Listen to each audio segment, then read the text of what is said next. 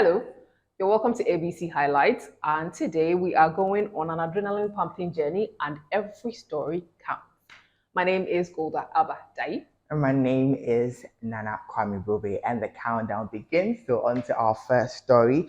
The Minister for Gender, Children and Social Protection, Honorable Lariba Abudu, has cautioned the public to desist from giving child beggars on the streets money as a way to control the growing numbers of child beggars on the streets.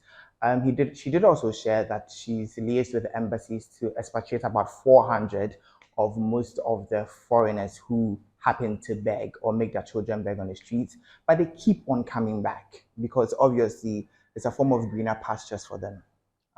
Are we not supposed to be kind to people who need our help? But is the kindness detrimental to any form of development? Is it going to sort of like keep on fueling streetism? Okay, you talked about expatriation. Is that the only solution, or there are other, ways? As I personally think expatriation first of all, but if there's a growing number of them that keep on coming back to the country, I think the embassies and the Ghanaian government must sit down to find a way to sort of like ensure their welfare. But Nana, these children, I believe, are not at fault. Yes. As parents, we are supposed to, take care of our children, do what we must do. So some of these children don't have parents. Some of the parents who are also, sitting, chilling, and then telling the children, go and ask for help. So some people may not think about the fact that, okay, the parents are sitting. They just consider that the children are hungry and need help, and then they, give them money. So if we're not supposed to give them money, then what, are we seriously doing about? And also, just to also clarify, not all of them are foreigners or immigrants. We have Ghanaians, yeah, that are also begging on the streets. I personally think the bigger problem is not child begging. It's for us to treat streetism, homelessness, finding a way to make affordable housing available to people.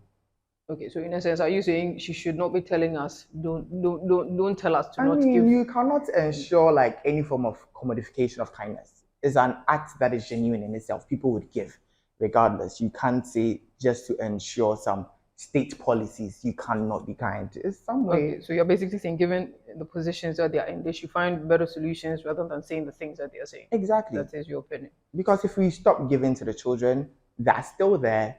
They're going to be hungry. Their mothers and fathers can't find employment in the country because we have stereotypes against such immigrants.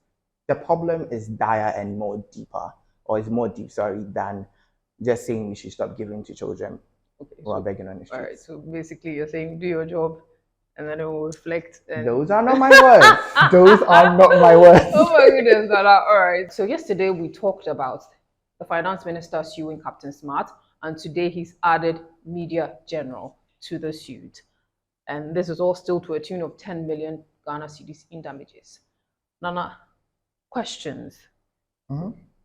So is the company going to say, okay, Captain Smart is bringing us heat and we don't want to deal with it, so you leave this company and deal with it on your own, or as a company we're going to fight for, our employee, and let's settle this out of court, or we're going to go to court? I would believe the latter because let's be very honest, the company has sort of benefited from, for lack of a better word, its controversial stance and way of speaking on national issues. I think they knew that about him. When they pushed him, he was at a very controversial stage in his life. A lot of people were calling his name as to what is going to happen to him if he's going to stop being on radio or being on TV altogether. They poach him, they put him on their screens to keep on doing what he's doing. Okay, so you're basically saying that they were aware of what could come with hiring, someone like him, so they will deal with the repercussions that come with it. I mean, they must. The show has a director. The show has producers. He's not a one-man person in his room shooting YouTube content. So clearly, people thought this is what we want. People sort of like checked it and said, okay, this goes out. They knew it. I don't think it's that surprising. Well, hopefully they settle this and then, it all dies down, because this is a serious issue. It is a serious issue. And now moving on to our next story. From the streets of Kampala to Britain's Got Talent. Yes, the Ghetto Kids from Uganda missed out on the top 3 finalist group when it comes to the competition. Mind you, they gave a stunning performance that gave them a mesmerizing golden buzzer, which Impressive. is special. It is So impressive. clearly, they warmed the hearts of the judges and they thought these kids deserved to be in the finals. And right from the semi-finals, they were moved right up to the finals, where they battled with other 9 contestants, making 10 together, all in all. And yeah, they did pull up a stellar performance, but unfortunately, they didn't make it to the top 3. Still a job well done. Still a job well It's done. impressive. Though. They've done Still well. a job So well congratulations done. to Congratulations. the Ghetto Kids. I mean, when the first video of the Golden Buzzer went viral, a lot of people on social media said, yes, they are Africans, yes, it was good, but was it Golden Buzzer worthy? Well, I don't know if I'm going to say this is relative because it's a competition. Mhm. You know, I might believe this person sings better and someone may have a different opinion. So let's chalk it up to, everyone has an opinion and some believe they deserved it, others don't. Exactly. Well, the winner was Viggo Venn, who is a side-splitting 33-year-old comedian all the way from Norway. And yes, a lot of Africans are saying, well, he didn't deserve it. I don't see the craft in his performance. But guess what? You had the chance to vote. You did not vote. And the best person clearly won. Congratulations to the Ghetto Kids again. Definitely. All right. So, Mr. Kojo Bonsu, he's the former mayor of Kumasi. He said something interesting, Nana. He says there should be a mandatory service for military after school, and he didn't say male or female. He said all students who complete senior high school or even university must go to.